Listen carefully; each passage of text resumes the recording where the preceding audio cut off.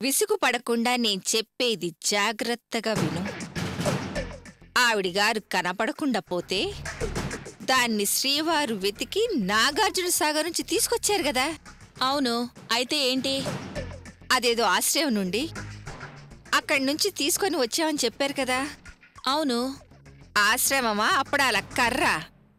అదంతా అబద్ధమే. అంటే అర్చన ఆశ్రమంలో లేదా? మరైతే ఎక్కడుంది? ఉండకూడని చోట, సంసారులు అస్సలుండకూడని చోట, పైగా తప్పుడు మనిషి ఉండే చోటే. అసలు నువ్వు చెప్తుందంతా నిజమేనా? నీతో అబద్ధం చెప్పవలసిన అవసరం నాకేముందే. అదెక్కడుందో తెలుసా? వ్యభిచారపు కొంపలో. వ్యభిచారం నడిపి పొట్ట పోసుకొని పాపిష్టి ఇంట్లో. అది నాగార్జున సాగర్ నుండి ప్రత్యేకంగా అర్చన చూడ్డానికొచ్చిందే. దాన్ని నేను కళ్ళారా చూశాను. చా, నాకింకా నమ్మకం కలగట్లేదేంటమ్మా. అర్చనేంటి అలాంటి చోటు ఉండడమేంటి? అలాంటి చోటు ఉన్నదాన్ని గోపి తీసుకురావడమేంటి? జయంతి, నువ్వు ఆవేశపడకే. అర్చన చెడ్డ చోటుంది కాని చెడిపోలేదు. కాని అది వ్యభిచారపు కంపలో ఉండొచ్చిందనగానే నువ్వు ఎలా షాక్ అయ్యావు? చదువుకున్నదానివి, ప్రపంచం తెలిసిందానివి. నువ్వే అలా అనుమానిస్తే చదువు సంధ్య లేని ఆ భాగ్యానికి ఈ విషయం తెలిస్తే ఎలా ఉంటుంది? ఇంకేముంది, భూమి బద్దలైపోదు. అర్చన జీవితాన్ని నవ్వులపాలు చేసి దాని జీవితాన్ని సర్వనాశనం చేస్తుందమ్మా. కాని అమ్మ, నువ్వు ఈ విషయాన్ని భాగ్యానికి మాత్రం చెప్పొద్దు. లేదంటే మా అత్తారింట్లో మీ తల్లి కూతుళ్ల వల్లే నా బిడ్డ బతుకు సర్వనాశనం అయిపోయిందని మా ఆయన నన్ను తన్ని తగలేస్తారు. ఏయ్ జయంతి, నీ అమ్మ అంత పిచ్చిదా?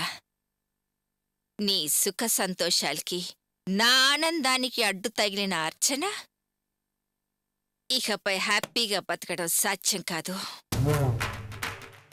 నా ప్లాన్స్ ఎప్పుడు, ఎక్కడ, ఎలా స్టార్ట్ చేస్తానో వెయిట్ అండ్ సీ. అలాగేనమ్మా, ఉంటాను.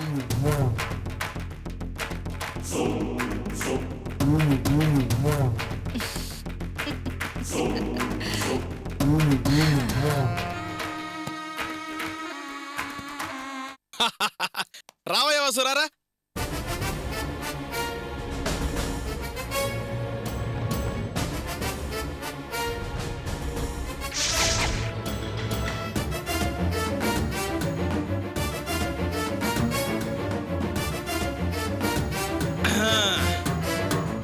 ఏంటయ్యా అక్కడే నిలబడిపోయావు, ఏదో కొత్త ఇంటికి వచ్చినట్టు? ఏమైందయ్యా వాసు?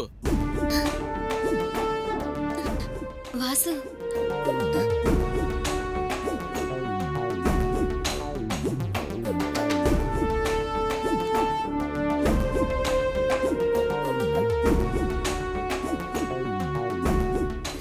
వాసు,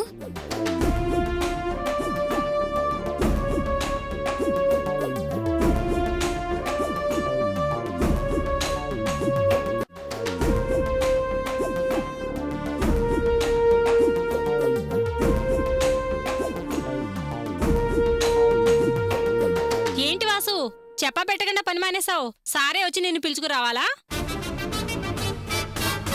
నువ్వాగు, నేనన్నీ మాట్లాడాను, నువ్వేం మాట్లాడాల్సిన అవసరం లేదు. వాసు, అవతల అడ్వాన్స్ తీసుకున్నాను, పార్టీ వెయిటింగ్.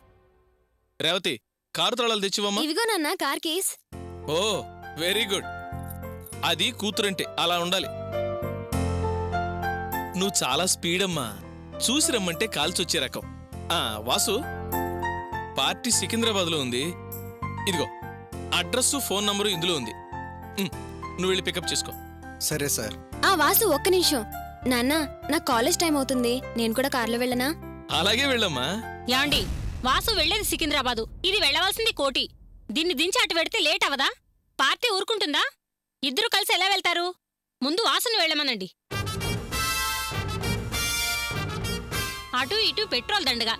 రేవతి, నువ్వు స్కూటీ మీద వెళ్ళు. కరెక్ట్. వాసు, నువ్వు బయలుదేరవా. సరే సార్.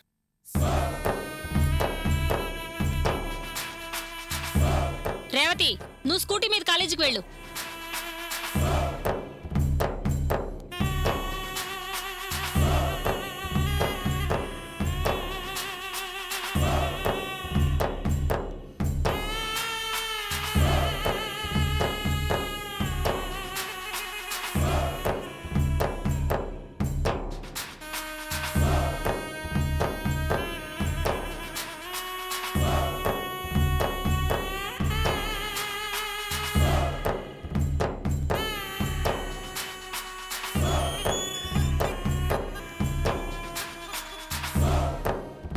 యాండి, ఉమ్, నాది చిన్న పొరపాటని చెప్పి మీరు పెద్ద పొరపాటు చేస్తున్నారేమిటి? వాణ్ణి మళ్ళీ పనిలో పెట్టుకోవడం అవసరమా? అవసరమేనే. లాస్ రాకుండా ఉండాలంటే అవసరమే. వాడు సడన్గా మానేస్తే తీసుకున్న అప్పు అడ్వాన్సు ఎవడిస్తాడే? పైగా నేనిచ్చే పేమెంట్కి ఉదయం 8 గంటల నుంచి రాత్రి 10 గంటల దాకా ఎవడూ పనిచేయడు. వాడికి 5,000 అడ్వాన్స్ ఇచ్చాం కదా, అవి తీరేదాకా వాడిక్కడే పనిచేస్తాడు. కావాలంటే ఇంకో గంట పనిచేయమన్నా చేస్తాడు. ఇదిగో, నువ్వు వెళ్ళి మంచి కాఫీ పట్టరాపో.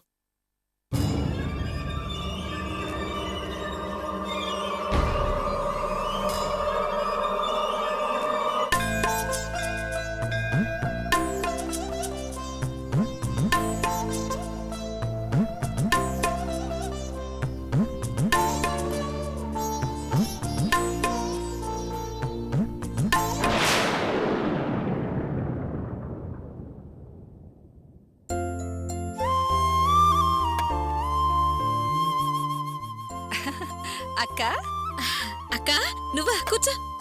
పూజ అయిపోయిందక్క? ఇప్పుడే అయిందక్క. నువ్వొచ్చెంతసేపు అయింది? నేనొచ్చి చాలాసేపు అయిందక్క. ప్రదక్షిణలు చేస్తున్నాను. అటు చూసేసరికి నువ్వు కనిపించావు. పలకరిద్దామని వచ్చాను. ప్రసాదం తీసుకోక్క. అబ్బాబాబా, ఇప్పుడే తీసుకున్నా అక్క. సరేలే కాని, ఎలా ఉన్నావు? ఏంటి విశేషాలు? అయినా నేను చూస్తుంటే తెలుస్తుంది లేక నువ్వు ఫుల్గా హ్యాపీగా ఉన్నావని. నీ ఆనందం నీ మొహంలో కొట్టొచ్చినట్టు కనబడుతుంది. రేపో మాపో మనవడి నీ ఒళ్ళో ఆడబోతున్నాడని తెలుస్తుంది, అవునా? దంటు నిగనిగా గొడ్డు నమరడానికే అన్నట్టు నా ఆనందం అంతే. నా బతుకు అంత అదృష్టం కూడానా? ఏంటక అలా మాట్లాడుతున్నావు? అంతలోనే అంత మార్పేయవేంటి? నేనేం తప్పు మాట అనలేదు కదా. నువ్వేం తప్పు మాట అనలేదు. నా తలరాత గురించి అనుకుంటున్నాను అంతే. అక్క, నీ మాటలు పెట్టి చూస్తుంటే అర్చన ఇంకా శుభవార్త చెప్పినట్లేదే. అదే కదక్క నా ఏడుపు. ఎదురు చూడడంతోనే సరిపోతుంది. క్షమించక్క, నువ్వు శ్రద్ధగా పూజ చేస్తుంటే అర్చన తల్లి కాబోతుందేమో అనుకున్నాను. ఆవిడ కడుపు పండాలని నేనెప్పుడూ ఉపవాసాలు చేస్తున్నాను. ఈ పూజలన్నీ దానికోసమే అక్క. అవును, నువ్వు అర్చన గోపిలకు గడువు పెట్టావు కదా. ఆ గడువు లోపల 12 బిడ్డ నీ చేతిలో పెట్టమన్నావు కదా. నీ మాట లక్ష్య పెట్టలేదా ఏంటి? ఏ లక్ష్య పెట్టినా ఏ గడువు పెట్టినా కడుపు నిలవడం లేదు అంటున్నారు. ఏం చెయ్యాలి అని ఎదురు ప్రశ్న వేస్తున్నారు. నేనేం చేయనక్క. చిన్నవాళ్ళక్క, వాళ్ళు అలా అంటే మనం పెద్దవాళ్ళం ఊరుకుంటే ఎలాగా? ఏదో ఒకటి చెయ్యాలక్క. ఏంటక్క చేసేది? మాగాయిలో పెరిగేసి పచ్చడి చేయటం తప్ప. అయినా చేయగలిగింది ఇదొక్కటే కాబట్టి ఆ దేవుణ్ణి ప్రార్థిస్తున్నాను. అలా అంటే ఎలాక్క? అన్నిటికీ ఆ దేవుడి మీద భారం వేస్తే సరిపోదక్క. మన ప్రయత్నం మనం చెయ్యాలి. పాటికి డాక్టర్ ఉన్నట్టు ప్రతి పాపానికి పరిహారం ఉంటుంది. ఆ పరిహారం చేస్తే నీ చేతిలో మనవడో మనవరాల్లో ఉంటారక్క. పులిహారలో తాలింపు అయితే పెడతాం కాని ఈ పరిహారాలు అవి నా చేత కావక్క. ఆ మాటలేం వద్దక్క. నాకు తెలిసిన ఒక స్వామీజీ ఉన్నాడక్క. ఆయన్ని మనం ఒకసారి కలిస్తే చాలా మంచిదక్క. నాకు తెలిసి చాలా మందికి మంచి జరిగిందక్క. ఒక్కసారి మనం వెళ్ళి కలిస్తే మనకి మంచి జరుగుతుందని నా ఆశ. ఏమాసో ఏమోనక్క. మంత్రాలకు చింతకాయలు, తాయితులకు పిల్లలు నాకు నమ్మకం లేదు. వద్దక్క. వద్దక్క, వద్దనకక్క. అలాంటే నీ ముద్దు ముచ్చట ఎలా తీరుతుంది చెప్పు? నీ ఆశ ఎలా తీరుతుంది? ఆసుంది కానీ ఓసారి మనం జ్యోతిష్కుని కలిసినప్పుడు మా ఆయనకు ప్రాణగండమని చెప్తే గడగడ వణికి చచ్చాం. అదేమీ జరగలేదు. ఆయన దుక్కలా ఉన్నాడు. నన్ను దిక్కుమాల తిట్లన్నీ తిట్టాడు. నువ్వు చెప్పేది నాకు అర్థమైందక్క. కానీ ఆయన చెప్పినవన్నీ జరిగాయి కదా. అన్నికి దెబ్బలు తగలటం, కుక్క కరవడం అన్నీ జరిగాయి కదా. ఆ జ్యోతిష్యుడు తనకు తానుగా వచ్చి తను చెప్పినవని నిజమని ప్రూఫ్ చేసుకున్నాడుగా. కొంతవరకు అది నిజమే అనుకో. ఇది పూర్తిగా నిజమవుతుందక్క. ఈ స్వామీజీ అమ్మవారి ఉపవాసకులు. మనమే ఆయనకు చెప్పనక్కర్లేదు. ఆయన మనల్ని చూడగానే ఎందుకొచ్చింది, ఏం కావాలి అని టక్కుమని చెప్తాడక్క. నాకు తెలిసిన వాళ్ళకి 7 సంవత్సరాల నుంచి పిల్లలు లేరక్క. ఇలా వెళ్ళి ఆయన కలిశారు, అలా నట్టింట్లో ఉయ్యాలూపారక్క. డాక్టర్ నో ఛాన్స్ అన్న వాళ్ళకు కూడా ఆ స్వామీజీ నిమ్మపండు చేతులు పెట్టంగానే దబ్బపండు లాంటి పిల్లలు పుట్టారక్క. నిజంగానక్క? డౌటే లేదక్క. డేట్ తో సహా చెప్తాడు. ఆయన్ని కలుసుకోవడానికి ఆల్ ఓవర్ ఇండియా నుంచి భక్తులు వస్తారక్క. అన్ని సమస్యలకు పరిష్కారం చూపిస్తాడక్క. నా మాట వినక్క. నీకెందుకు, మీరు రండి. మనం వెళ్ళి ఆ స్వామీజీని ఒక్కసారి కలిస్తే మీ కోరిక నెరవేరుతుంది, నట్టింట్లో బిడ్డ పాకుతుందక్క. ఏమంటారు? సరేనక్క, రేపే వెళ్ళి ఆ స్వామీజీని కలుద్దాం. చాలా సంతోషం అక్క. ఇంకా కాలం కలిసొచ్చినట్టే అనుకో. నీ చేతిలో గోపి వారసుని చూడాలి, అదే నా సంతోషం. మరి నీ వెళ్ళొస్తానక్క. మంచిదక్క. వస్తానక్క.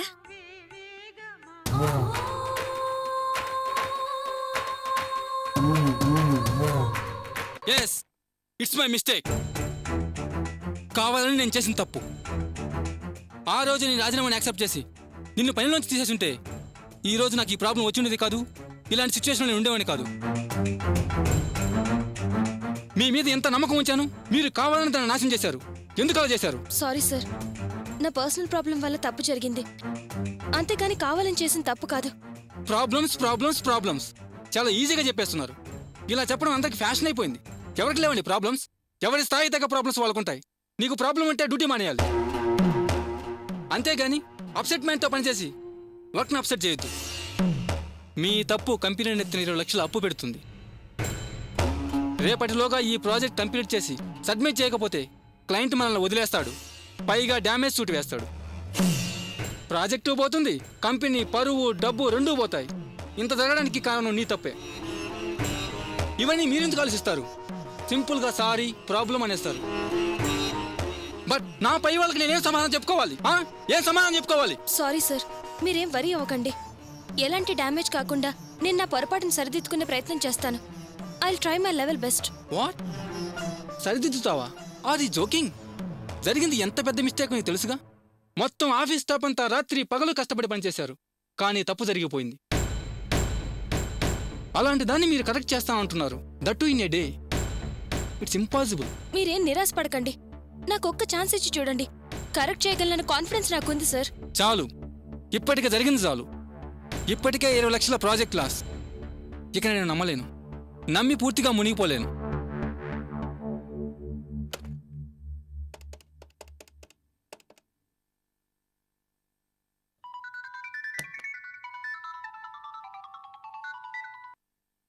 చెప్పరా మోహన్. రేయ్, నువ్వు వెంటనే బయలుదేరి ఒకసారి ఆఫీస్ రా. ఏరా ఏమైంది?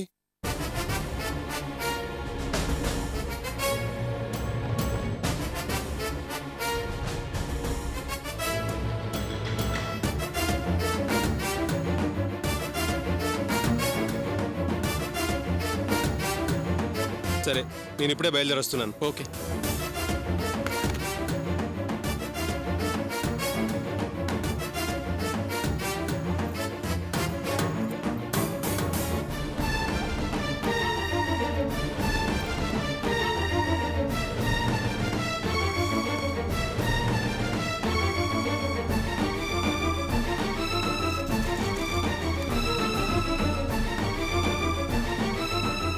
చెప్పరా దిలీప్, ఇప్పుడేం చేద్దాం? కావ్య అంత కాన్ఫిడెంట్గా చెప్తుంది కదా, ఓ ఛాన్స్ ఇచ్చి చూడు. ఓ కంపెనీ మేనేజర్ అండి, ఎంత సింపుల్గా చెప్తున్నావురా? ప్రాబ్లం సీరియస్నెస్ అర్థమవుతుందా నీకు? నిన్ను రమ్మన్నది నీ ముందే తన ఉద్యోగాన్ని తీసేయడానికి, అంతేకాని ఉచిత సలహాలు ఇవ్వడానికి కాదు. You know the net loss is 20 lakhs. Please try to understand me. Kavya మీద, ఆమె టాలెంట్ మీద నాకు నమ్మకం ఉంది. నువ్వు ముందు వర్క్ హ్యాండ్ ఓవర్ చేయి. కావాలంటే ఆ 20 lakhs నేను ఇస్తాను.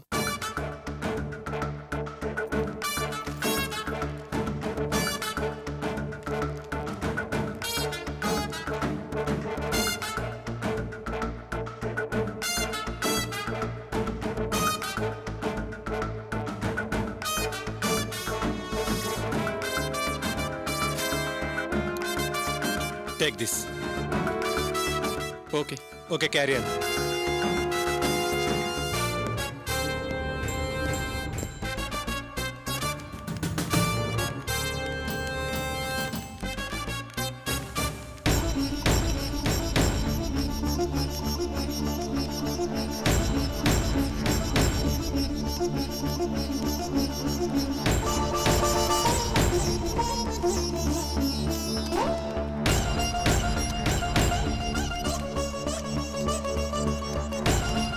కావ్య ఉమ్, లంచ్కి రావా? నేను రాను, నువ్వు వెళ్ళు.